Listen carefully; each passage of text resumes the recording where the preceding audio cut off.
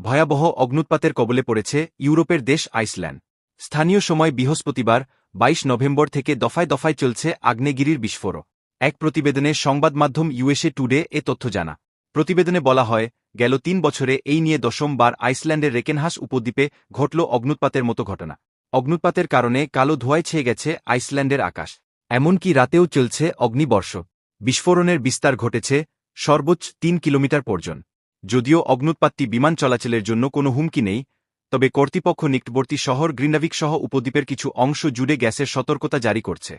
এই বিষয়টি নিশ্চিত করেছে দেশটির আবহাওয়া অধিদপ্তর।